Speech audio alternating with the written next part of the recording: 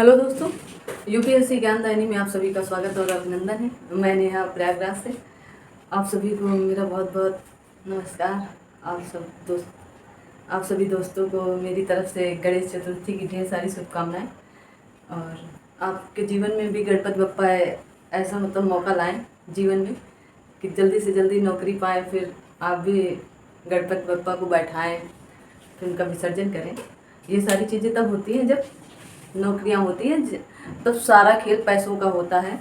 ऐसा नहीं है कि गरीब लोग नहीं करते हैं, बिल्कुल करते हैं। दिलदारी की भी बात होती है कहीं कहीं पर, फिर भी लेकिन ज़रूरत पैसे की ज़्यादा हो जाती है। तो इस वजह से कुछ अब स्टूडेंट लाइफ में तो कोई सोचेगा नहीं कितना बड़ा प्रोग्राम किया जाए या छोटा मोटा भी। तो आपके जीवन में जब गणपति बप्पा कुछ नया लाएंगे तो आप भी सोचेंगे कि हाँ, गणपति बप्पा ऐसा ऐसा किए, क्योंकि होता सब कुछ वही है जो ऊपर वाला चाहता है। हम लाख कोशिश कर लें पर होगा वही जो खुदा को मंजूर होगा। तो यहीं से बात शुरू करते हैं अपनी अगली क्लास की। और जैसा कि अभी मैं खनिज संसाधन की बात कर रही थी, उसी में अगला चैप्टर है, मतलब खनिज संसाधन का अगला अयस्क है। तो खनिज संसाधन में जैसे मैंने लौह अयस्क पढ़ाया था, अब मैं आपको यहाँ पर लौह अयस्क काफ़ी लंबा था तो मैंने एक ही बताया था। आज मैं यहाँ पर दो चीज़ों की बात करूँगी, एक मैंगनीज की और एक बॉक्साइट की। थोड़ा सा मैं यहाँ पर लिख के लाई हूँ ताकि आप लोगों का कोई भी इम्पोर्टेंट पॉइंट छूट ना पाए और सारी बातें आप तक पहुँच जाएं। तो आप लोग ये सोच रहे होंगे क्या इतने सारे खनिज तत्व हैं, इतने सारे अयस्क हैं, तो क्या आप रोज़ रोज़ एक एक दो दो कितने ढेर सारे वीडियो बनाएंगे? तो ऐसा बिल्कुल नहीं है, क्योंकि बताया उतना ही जाएगा जो इम्पोर्टेंट है, जहाँ से प्रश्न उठाकर पूछे जाते हैं। हर एक चीज़ पॉसिबल नहीं है कि आपको हर एक चीज़ छोटी छोटी बताई जाए, क्योंकि आप भी बड़े हैं और आप बड़े हैं इसलिए आप तैयारी कर रहे हैं। बिना ग्रेजुएशन के तो कोई तैयारी करने के लिए बैठा भी नहीं है। सब लोग लगभग ग्रेजुएशन करके ही आए हैं, तो मतलब आप ग्रेजुएट हो चुके हैं। तो ये छोटी छोटी चीज़ें लगभग आपको जल्दी से समझ में आ जाएंगी कि क्या इम्पोर्टेंट है और क्या इम्पोर्टेंट नहीं है। तो जैसा कि आपको यहाँ पर दिख रहा है कि मैंगनीज, पहले हम मैंगनीज की आज बात करेंगे। मैंगनीज क्या है और मतलब इसका कहाँ कहाँ पर प्रयोग किया जाता है, कि ये प्रश्न पूछे जाते हैं। मतलब इतना इसका महत्व है कि इसके विषय में प्रश्न पूछे जाते हैं। तो चलिए अब अपनी क्लास शुरू करते हैं मैंगनीज की। मैंगनीज जो है, तो यह है कि मैंगनीज धातु प्रायः काले रंग की, मैंगनीज धातु प्रायः काले रंग की प्राकृतिक भस्मों के रूप में धारवाड़ युग की परतदार चट्टानों में पाई जाती है।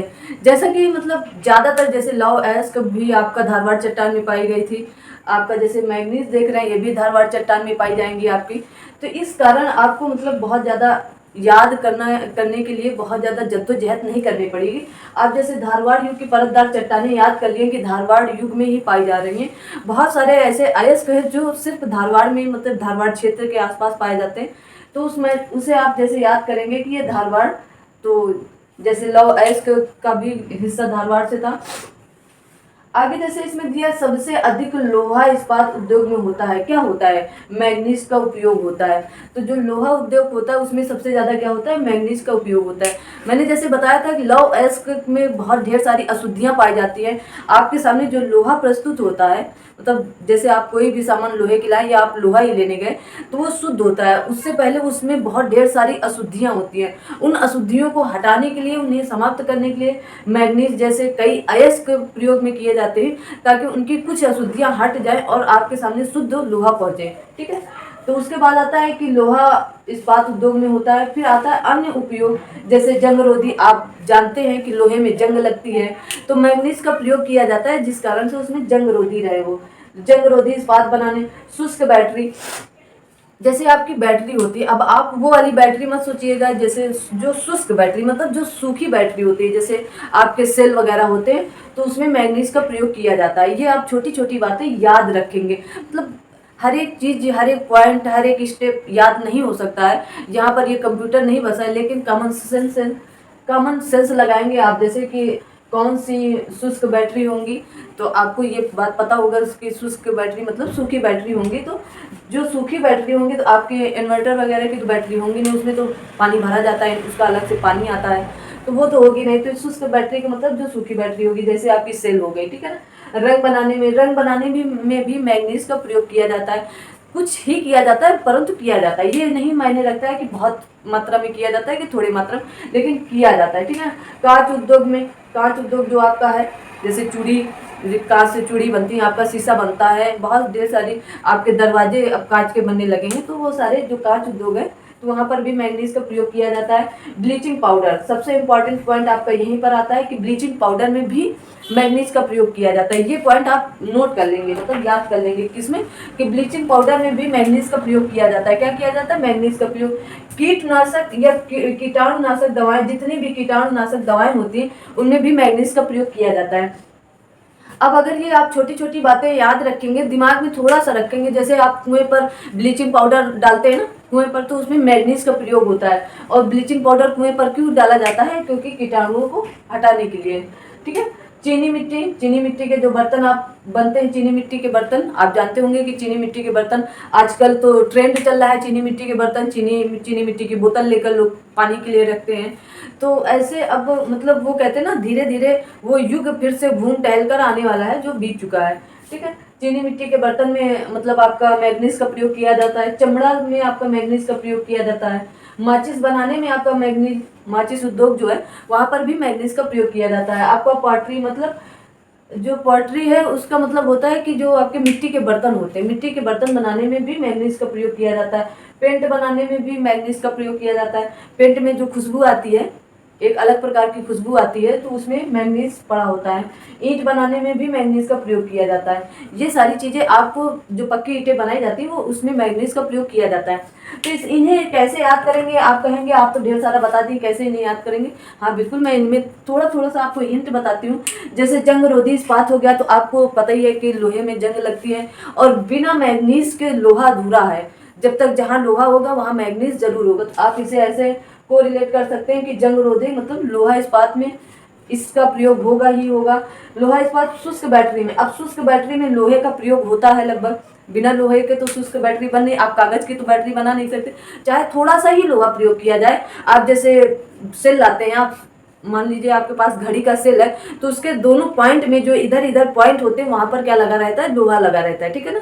तो वहां पर क्या लगा रहता है? लोहा लगा रहता है। तो इसी कारण वहां पर तो आप ऐसे याद करेंगे कि बैटरी में लोहा लगा होता है।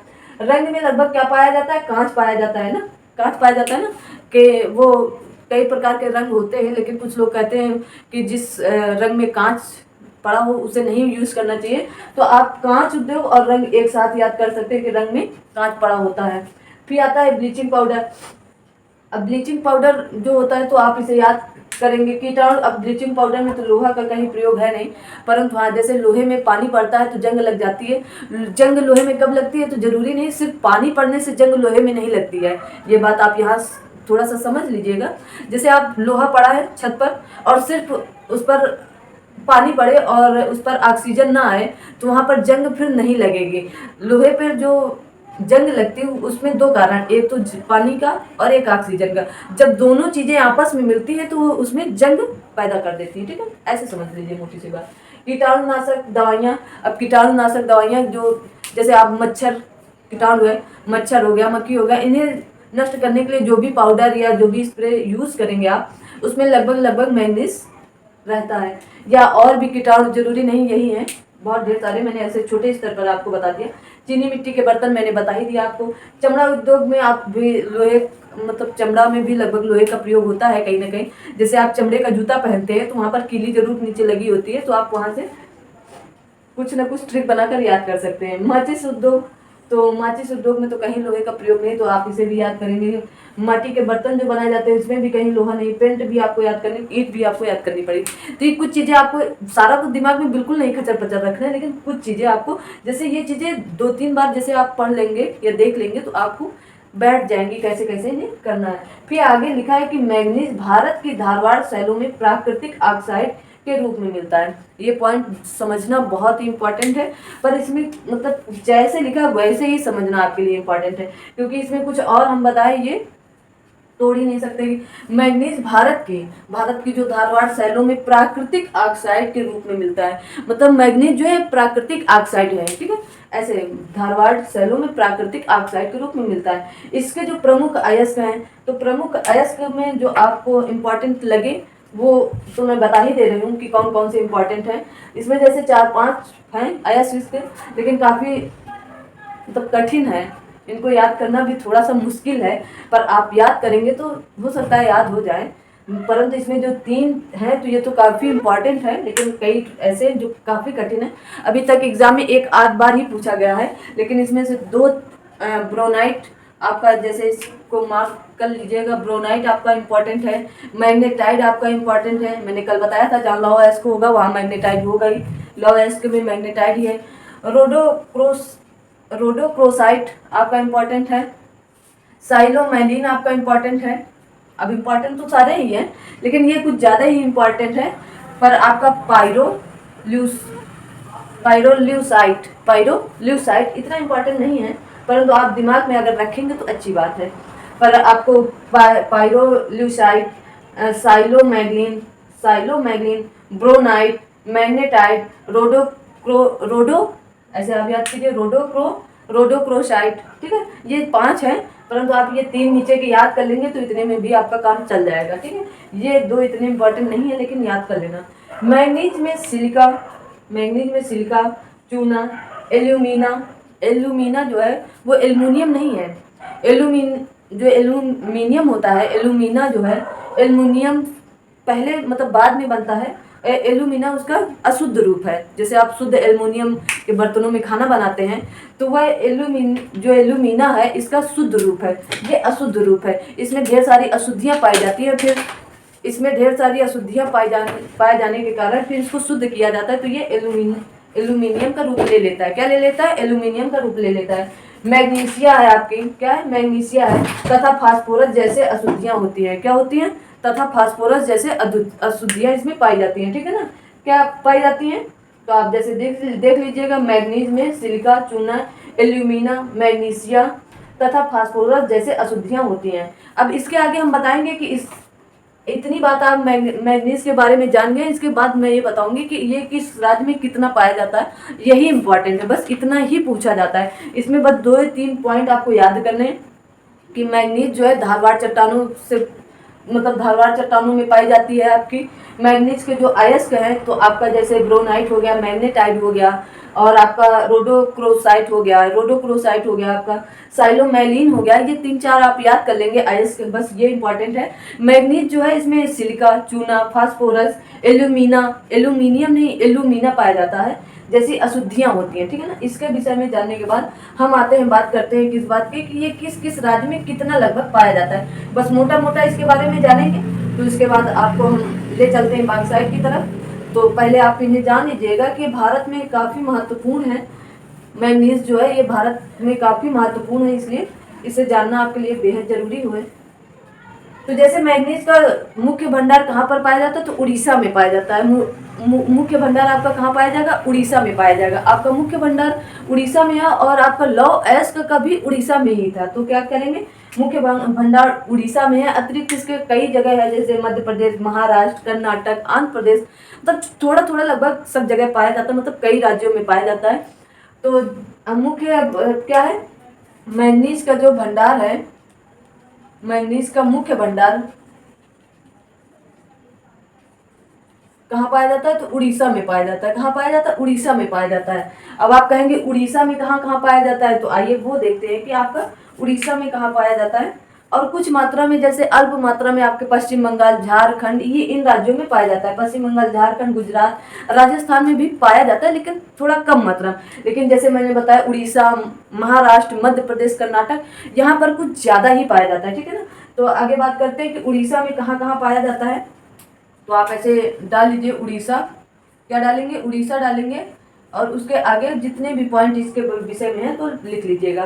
तो उड़ीसा में लगभग 1/3 मतलब 33% आपका जो मैग्नीज है वो उड़ीसा से पाया जाता है। तो कितना पाया जाता है? तो 1/3 पाया जाता है। ये आपका लेटेस्ट डाटा है, मतलब आप लिख लीजिएगा 33% आपका कहाँ से पाया जाता है? उड़ीसा से पाया जाता है, ठीक है ना। फिर उसके बाद उड़ीसा में किन किन स्थानों से पाया जाता है, तो आपको मैंने लौह अयस्क के विषय में कल बताया था। तो वहीं से मतलब कई क्षेत्र ऐसे हैं। तो क्योंझर है आपका, क्योंझर आपका कहाँ पर पड़ता है? तो उड़ीसा में ही पड़ता है। सुंदरगढ़ भी आपका उड़ीसा में ही है। सुंदरगढ़ आपका उड़ीसा में ही है। कहाँ पर है? सुंदरगढ़ आपका उड़ीसा में ही है। उसके बाद कालाहांडी भी आपका उड़ीसा में है। कहाँ है? कालाहांडी, कालाहांडी भी आपका उड़ीसा में है, और यहाँ पर भी मैग्नीज पाया जाता है, ठीक है ना। तो कहाँ पर पाया जाता है, आपके क्योंझर में पाया जाता है, सुंदरगढ़ में पाया जाता है, कालाहांडी में भी मैग्नीज पाया जाता है। यहाँ पर महत्व है, मतलब यहाँ पर अधिक पाया जाता है, ठीक है ना। इसके विषय में आप जान लीजिएगा। फिर उसके बाद अब बात करते हैं कि उड़ीसा के बाद आपका आता है कि महाराष्ट्र में कितना पाया जाएगा। तो महाराष्ट्र में 1/4 भाग पाया जाता है। कितना पाया जाता है महाराष्ट्र में, तो आप ऐसे महाराष्ट्र लिख लीजिएगा और महाराष्ट्र के आगे लिख लीजिए कि यहाँ पर 1/4 भाग मैग्नीज पाया जाता है, मतलब कि कुल 25% यहाँ पर मैग्नीज पाया जाता है। कितना पाया जाता है, 25% यहाँ पर मैग्नीज पाया जाता है, ठीक है ना। यहाँ पर मैग्नीज 25% पाया जाता है। फिर हम बात करते हैं कि जो महाराष्ट्र के हैं उसमें क्या क्या आता है। तो आपका नागपुर आ गया। अब इसके स्थान लिख लीजिए, यही बस थोड़ा सा इम्पोर्टेंट यही होता है। तो नागपुर मैंने कल भी बताया था, तो नागपुर आपका हो गया। नागपुर के बाद आपका होता है, क्या होता है, भंडारा एक जिला है, वहाँ पर भंडारा एक जिला है, वहाँ पर भी ये पाया जाता है नागपुर में, मतलब महाराष्ट्र में ही। और वहीं पर रत्नागिरी है, रत्नागिरी है, रत्नागिरी से भी मैग्नीज प्राप्त किया जाता है। तो जहाँ से लगभग लौह अयस्क पाए जाते हैं वहीं से लगभग मैग्नीज भी पाए जाते हैं, ठीक है ना। अब इसके बाद स्थान आता है मध्य प्रदेश का। मध्य प्रदेश में लगभग 20% मैग्नीज पाया जाता है। क्या पाया जाता है, 20%। तो आपको ये 4 क्रम याद करने पड़ेंगे। कौन कौन से, पहले सबसे पहले उड़ीसा, फिर महाराष्ट्र, फिर आपका मध्य प्रदेश। तो ये आपको याद करने। अब मध्य प्रदेश में किन किन स्थानों पर पाया जाता है, बस आपको ये थोड़ा सा देख लेना है कि मध्य प्रदेश में आपका बालाघाट, बालाघाट लिख लीजिएगा, यहाँ पर 2 ही हैं। बालाघाट क्या है, बालाघाट आपका हो गया। एक आपका छिंदरा घाट है, छिंदवाड़ा है, छिंदवाड़ा है, क्या है आपका, छिंदवाड़ा है। तो बालाघाट और छिंदवाड़ा मध्य प्रदेश में, यहाँ से क्या पाया जाता है, मैग्नीज पाया जाता है। मध्य प्रदेश का अधिकांश मैग्नीज जो है वो बालाघाट से प्राप्त किया जाता है। कहाँ से प्राप्त किया जाता है, बालाघाट से। जैसे कि मैंने इसके आगे बताया कि कर्नाटक में पाया जाता है। तो कर्नाटक में आपका बेल्लारी जो जिला है, और जो कर्नाटक का बेल्लारी जिला, इसे हॉट स्पॉट भी माना जाता है, ठीक है ना। कर्नाटक के बेल्लारी जिले में भी पाया जाता है, तो आप लिख लीजिएगा। इसके बाद अब ये 3 स्थान आपको याद होने चाहिए, ठीक है ना। उड़ीसा, महाराष्ट्र और मध्य प्रदेश। तो इनमें सबसे ज़्यादा उड़ीसा में पाया जाता है इनका, फिर महाराष्ट्र में पाया जाता है, फिर उसके बाद मध्य प्रदेश में पाया जाता है। इसके बाद कर्नाटक, आप कर्नाटक यहाँ पर लिख लीजिएगा। फिर इसके बाद कहाँ पर पाया जाता है, कर्नाटक में पाया जाता है। तो कर्नाटक का एक जिला है बेल्लारी, बेल्लारी एक जिला है। इसे हॉट स्पॉट भी कहा जाता है। क्या कहा जाता है, इसे हॉट स्पॉट भी कहा जाता है। कर्नाटक का हॉट स्पॉट बेल्लारी को कहा जाता है। तो कर्नाटक में बेल्लारी हो गया, शिमोगा हो गया। मैंने ये कल सारी बातें आपको लौह अयस्क के बारे में भी बताई थी। यही राज्य, यही क्षेत्र में पाया जाता है, लौह अयस्क भी पाया जाता है शिमोगा में। फिर इसके बाद उत्तरी कन्नड़ है, क्या है, उत्तरी कन्नड़ है, उत्तरी कन्नड़ है। और ये प्रश्न पूछे जाते हैं, बेल्लारी आपका पूछा जाता है, शिमोगा आपका पूछा जाता है।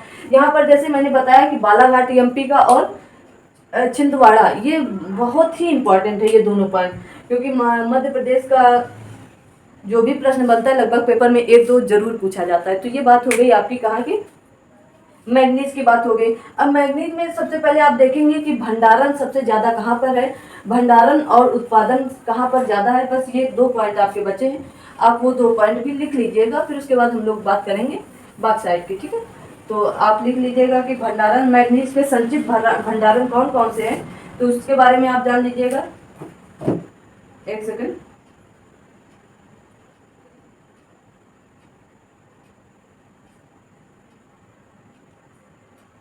मैग्नीज के भंडारण आप लिख लीजिए। मैग्नीज, मैग्नीज भंडारण, भंडारा कहाँ कहाँ पर इनका कितना भंडार है ना, भंडार। तो सबसे पहले तो उड़ीसा ही आपका आएगा, उड़ीसा। उड़ीसा में मैंने बताया लगभग 33% से ऊपर था, तो 43% उड़ीसा में है। फिर दूसरा आपका आता है कर्नाटक में आता है। कहाँ आता है, कर्नाटक नहीं आएगा यहाँ पर आएगा महाराष्ट्र आएगा। क्या आएगा, महाराष्ट्र आपका आएगा। फिर आपका एमपी आता है, फिर आपका कर्नाटक आता है, ठीक है ना। फिर आपका क्या आता है, कर्नाटक आता है। इतनी बातें आपको याद कर लेनी है। क्या करनी है, इतनी बातें आपको याद कर लेनी है, ठीक है। अब आगे बात करते हैं, 1 सेकंड समय दीजिए हमको थोड़ा सा।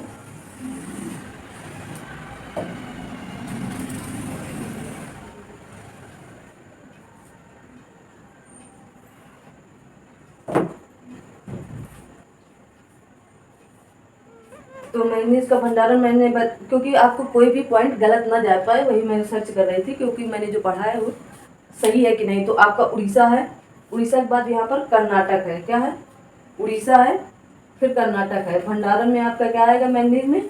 तो आपका आएगा उड़ीसा। सबसे पहले तो उड़ीसा ही है, फिर आपका कर्नाटक है, फिर आपका क्या है? मध्य प्रदेश है। ठीक है, इसलिए मैं कंफ्यूजन थी तो मैंने सोचा सर्च करके आपको जो भी बातें हो सटीक बताई जाए, कंफ्यूजन भी दूर हो जाएगा और बातें भी क्लियर हो जाएंगी। और उत्पादन में, उत्पादन जो है आप यहाँ पर लिख लीजिए मैंगनीज, मैंगनीज उत्पादन या उत्पादक। तो यहाँ पर सबसे पहले आपका क्या पाया जाएगा? तो मध्य प्रदेश पाया जाएगा। क्या पाया जाएगा? आपका मध्य प्रदेश पाया जाएगा, फिर महाराष्ट्र आएगा, मध्य प्रदेश, फिर उसके बाद क्या आएगा? महाराष्ट्र आपका आएगा, फिर आपका उड़ीसा आता है। क्या आता है? उड़ीसा आता है। तो ये 2 पॉइंट आपको तो बहुत ही मतलब याद ही करना है, ये मोस्ट इंपॉर्टेंट पॉइंट है। तो मैंगनीज भंडार कहाँ कहाँ पर है? तो सबसे पहले उड़ीसा में है, फिर कर्नाटक में, फिर एमपी में है। ठीक है, ये प्रश्न कभी कभी पूछा जाता है कि कहाँ कहाँ पर है। तो फिर उसके बाद उत्पादन या उत्पादक कहाँ पर है? तो सबसे ज़्यादा एमपी में होता है, और फिर उसके बाद महाराष्ट्र में होता है, फिर उड़ीसा में होता है। ठीक है ना। अब आते हैं कि देश में कौन से स्थान पर है। देश में मतलब विश्व में, विश्व में सबसे ज़्यादा कहाँ पर भंडारा है या भंडारण है, भंडार है। तो सबसे ज़्यादा भंडार कहाँ पर है मैंगनीज का? तो साउथ अफ्रीका, साउथ अफ्रीका आपका हो गया। फिर उसके बाद आपका आता है यूक्रेन। क्या आएगा? यूक्रेन। फिर आता है आपका ब्राज़ील। ये क्या है? ये भंडारण में है। और उत्पादक में कौन कौन से आएंगे आपके? उत्पादक में आपके आते हैं दक्षिण अफ्रीका, तो दोनों दक्षिण अफ्रीका, ये साउथ अफ्रीका। फिर आपका चीन आता है, फिर आपका क्या आएगा? ऑस्ट्रेलिया आएगा। क्या आएगा? ऑस्ट्रेलिया आएगा आपका। तो ये दोनों में तो एक ही पाया जाता है, कॉमन पाया जाता है। भंडारण और उत्पादक में कौन पाया जाता है? तो दक्षिण अफ्रीका पाया जाता है। मैंगनीज में कौन है? मैंगनीज में दक्षिण अफ्रीका है आपका, और फिर भंडारण में यूक्रेन है और ब्राज़ील है। आपको ये पॉइंट याद करने होंगे। और उत्पादक में आपका दक्षिण अफ्रीका है, फिर चीन है, फिर ऑस्ट्रेलिया है। ठीक है, अब इतनी बात हो गई आपकी किसकी? मैंगनीज की। अब यहाँ से मैंगनीज खत्म। बस इतना ही मैंगनीज के विषय में आपको जानना है, इससे ज़्यादा जानने की कोई आवश्यकता भी नहीं है और कोई ज़रूरत भी नहीं। यहीं से आपके सारे प्रश्न फंस जाएंगे। अभी मैं कुछ प्रश्न भी आपसे करूँगी, तो उसके पहले मैं आप यहाँ पर देख लो कि बॉक्साइट के बारे में। ठीक है, क्या जानेंगे आप बॉक्साइट के बारे में? बॉक्साइट का प्रयोग एल्यूमिनियम बनाने में किया जाता है। बॉक्साइट का जो प्रयोग है, कुछ पॉइंट इसके लिख लीजिएगा। इसका अयस्क कौन है? ऐसे लिखिए, अयस्क एल्यूमिनियम। क्या है? अयस्क एल्यूमिनियम। यही प्रश्न पूछा जाता है कि बॉक्साइट का अयस्क किसे कहते हैं या कौन सा है? तो एल्यूमिनियम है। एल्यूमिनियम जो है, बॉक्साइट जो है, उसे एल्यूमिनियम बनाने में प्रयोग किया जाता है। ठीक है ना। एल्यूमिनियम बनाने में, एल्यूमिनियम एक हल्की तथा लचीली धातु है। हल्की तथा लचीली धातु है एल्यूमिनियम। एल्यूमिनियम के अब आप देखिए दरवाजे बनाए जाते हैं एल्यूमिनियम के। लोग मतलब वॉशरूम वगैरह में दरवाजे लगवाते हैं, और भी इनके कई प्रयोग हैं। कोई कोई एल्यूमिनियम की टीन भी रखवाता है, जैसे आप जानते हो। एल्यूमिनियम है जो विद्युत तथा ऊष्मा की सुचालक है। ये क्या है? विद्युत तथा ऊष्मा की सुचालक है। लिख लीजिएगा, विद्युत तथा ऊष्मा की सुचालक है। ये पॉइंट भी आपको याद करना है। और सबसे अच्छा विद्युत का सुचालक कौन है? तो वो चांदी है आपका। कौन है? चांदी। अब चांदी मतलब इतनी अच्छी है, अगर वो तार बनाए या खंभा लगाए तो शायद रात में ना तार बचेगा ना खंभा बचेगा, ना बिजली आएगी, ना बत्तियाँ गुल रहेगी। ठीक है ना, समझ रहे हैं ना। तो इसीलिए एल्यूमिनियम के तार लगाए जाते हैं। किसके तार लगाए जाते हैं? एल्यूमिनियम, क्योंकि ये भी विद्युत और ऊष्मा का सुचालक है। ठीक है, आगे इसमें कहते हैं कि सुचालक इसमें पाए जाने वाले लौहांश के आधार पर सफेद, गुलाबी तथा लाल रंग के। सफेद गुलाबी ये किस तरह का पाया जाता है? सफेद गुलाबी तथा लाल रंग का पाया जाता है। तथा लाल रंग का, किस रंग का? लाल रंग का पाया जाता है। ठीक है, ये इतना इंपॉर्टेंट नहीं है कि सफेद गुलाबी या लाल रंग का पाया जाता है। बॉक्साइट टर्सरी युग का है। जैसे आपका मैंगनीज किस युग का था? तो धारवाड़। ये किस युग का है? तो टर्सरी युग का है। किस युग का है? टर्सरी युग का है। ये पॉइंट आपको याद करना है। ठीक है ना। लौह अयस्क भी आपका किस चीज का था? तो धारवाड़ का था। ठीक है, बॉक्साइट में एल्यूमिना की मात्रा 55 से 65% पाई जाती है। जो इसमें एल्यूमिना की मात्रा है, एल्यूमिना अब इसे आप एल्यूमिनियम मत समझिए, 55 से 65% पाया जाता है। इसके विषय में मैं अभी आगे बताती हूँ कि ये क्यों है और कैसे है।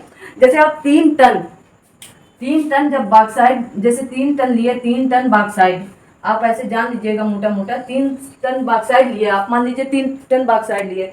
अब ये इस बॉक्साइड में अशुद्धियां हैं, अब इसे जब शुद्ध करेंगे तो क्या बनेगा, पहले आपका ये 3 टन से 1 टन एल्यूमिना बनेगा। क्या बनेगा, एल्यूमिना बनेगा। अब एल्यूमिनियम बनने के लिए इसमें भी अशुद्धियां हैं, तो इससे क्या 1/2 टन मतलब आधा टन आपका एल्यूमिनियम बनेगा, एल्यूमिनियम बनेगा। तो ये होती है एल्यूमिनियम बनने की प्रक्रिया। बॉक्साइड, इसीलिए इसे बॉक्साइड अयस्क कौन सा है, तो एल्यूमिनियम का अयस्क या बॉक्साइड का अयस्क क्या है, एल्यूमिनियम है। तो एल्यूमिनियम कैसे बना, 3 टन जब बॉक्साइड लेते हैं, फिर बॉक्साइड से, क्योंकि बॉक्साइड में भी अशुद्धियां है, तो जब उसको शुद्ध करेंगे तो उससे 1 टन, मात्र 1 टन आपका क्या मिलेगा, एल्यूमिना मिलेगा। और जब एल्यूमिना को और शुद्ध करेंगे एल्यूमिनियम पाने के लिए, तो वो आपका आधा टन प्राप्त होता है। ठीक है ना, इतनी बात शायद आपको मोटी मोटी समझ में आ गई होगी। इसीलिए इसे बॉक्साइड का अयस्क कहा जाता है, क्योंकि इतनी जद्दोजहद के बाद मिलता है ये। ठीक है, आज थोड़ा सा तबीयत डाउन होने के कारण थोड़ा सा एनर्जेटिक नहीं है हम, लेकिन फिर भी प्रयास है कि आपकी क्लास मिस ना हो एक भी दिन की, जैसे भी बन पाए कुछ भी बस, लेकिन क्लास चलती रहे आपकी, चाहे थोड़ा सा छोटा ही लेक्चर जाए, लेकिन लेक्चर आपके पास पहुंचता रहे। फिर उसके बाद इसमें कहा गया है कि मैंने जैसे बता दिया 3 टन की बात, 3 टन। फिर ये मुख्यतः प्रायद्वीपीय भारत के पठारी क्षेत्र, जो आपका प्रायद्वीपीय भारत है, मान लीजिए ये आपका प्रायद्वीपीय भारत है, क्या है, प्रायद्वीपीय भारत है। तो यहाँ पर पठारी जो क्षेत्र है, जहाँ पर पठार पर्वत पाए जाएंगे, वहाँ पर ये पाया जाता है, क्या, बॉक्साइट पाया जाता है। ठीक है ना, बॉक्साइट पाया जाता है। उसके आगे हम बात करेंगे आपके बॉक्साइट की।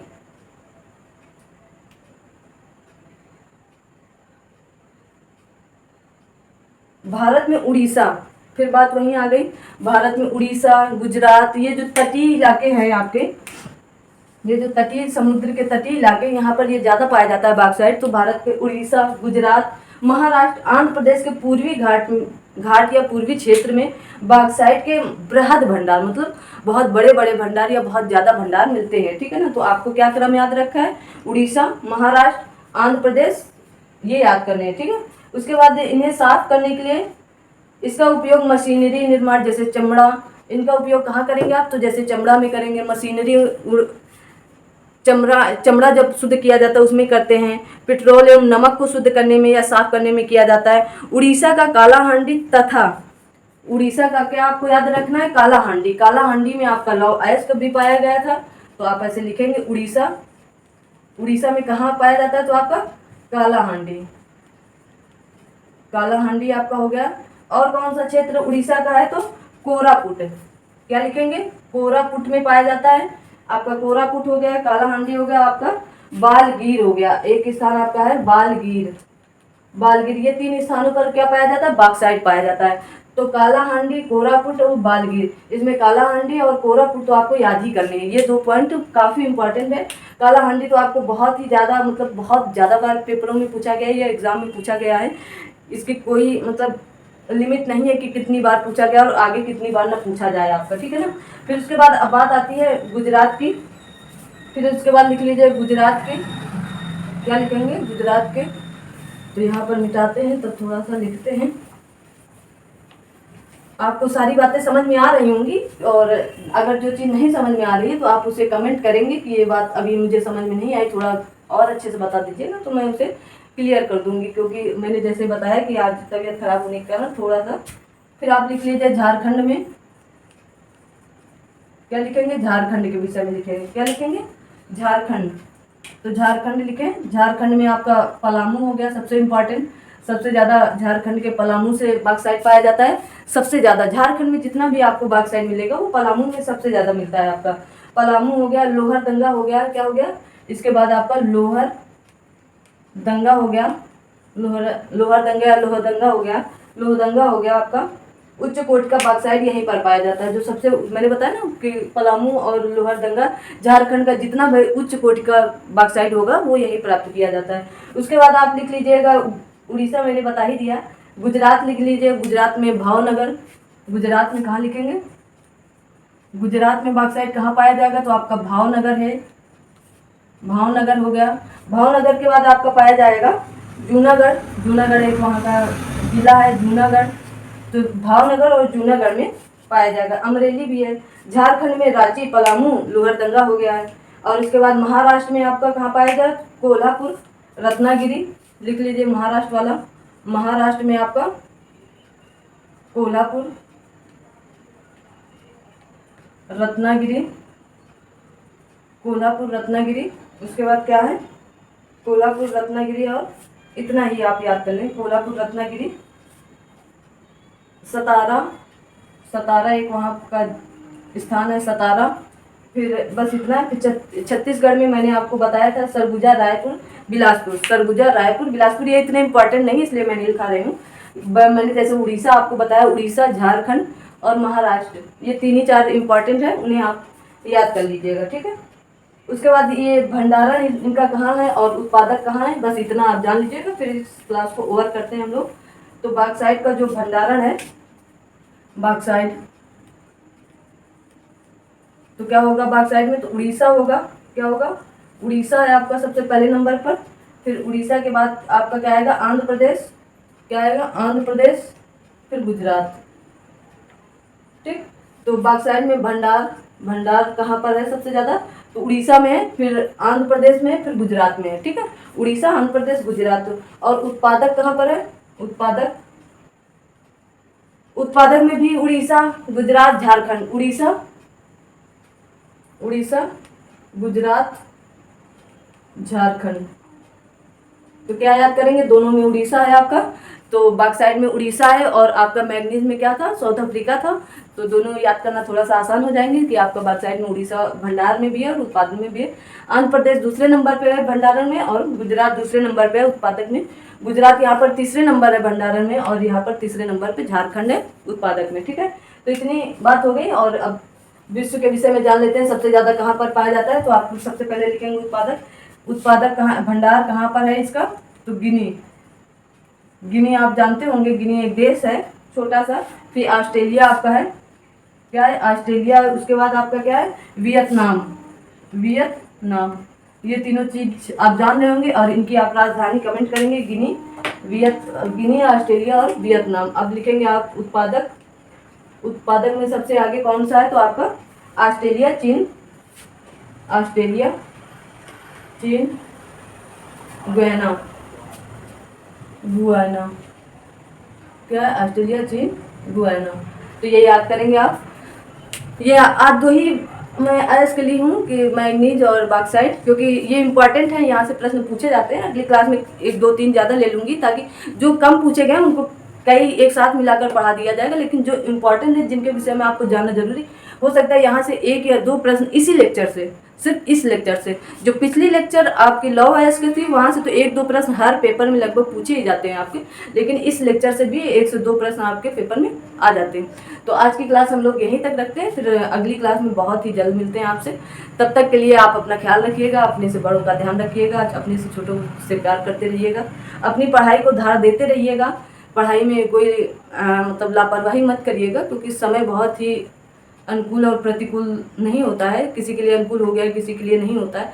किसी के पास समय होता है, किसी के पास नहीं होता है। अगर आपके आस पड़ोस में किसी को पढ़ाई की ज़रूरत है कि कुछ अच्छी चीज़ें जानी जाएं, जो आपके पास कंटेंट जाए वो अच्छा और बेहतर जाए, तो आप उन्हें ज़रूर बताइएगा इस चैनल के विषय में। और मिलते हैं अगली क्लास में आप लोगों से बहुत जल्द। तब तक के लिए आप सभी को शुभ रात्रि, नमस्कार और सत श्री अकाल। मिलते हैं अगली क्लास में और कुछ नया लेकर। अभी तो ये खनिज संसाधन ही चल रहा है, तो इसके आगे के जो भी सोना, चांदी, तांबा बचा है तो उसके विषय में बताएंगे। वो हो सकता है अगली क्लास में मैं सारा कवर करा दूं, फिर उसके बाद आ जाएंगे ऊर्जा संसाधन में। मैंने कल ही बता दिया था कि ये लेक्चर थोड़ा लेंदी और लंबा और कठिन है। तीनों चीज़ें इसमें हैं, लेंदी भी है, लंबा भी है और कठिन भी है। ये सबसे मतलब जो भूगोल है, भौगोलिक या आर्थिक, तो भौगोलिक जो है ये भूगोल, तो ये सबसे कठिन ये लेसन माना जाता है। इसे लोग बहुत कम बताते हैं। हाँ, प्रश्नों के माध्यम से इसे ज़रूर बता दिया जाता है कि, लेकिन कोई डिटेल बहुत कम आपको मिलेगा। कहीं पर भी पढ़ें, आपको इस तरह की डिटेल लिख कर या बता कर नहीं बताई जाती है। आप कहीं पर देख लीजिएगा। तो मिलते हैं अगली क्लास में सोना, चांदी, तांबा लेकर। तब तक के लिए आप सभी को शुभ रात्रि और जय हिंद, जय भारत। आप सभी लोग यूपीएससी ज्ञानदायनी को आगे बढ़ाते रहिएगा और बढ़ाते रहिए। आप कदम से कदम एक एक कदम करके भी आगे बढ़ाएंगे तब भी मंजिल मिल ही जाएगी, आज नहीं तो कल मिल जाएगी। तब तक के लिए जय हिंद, जय भारत।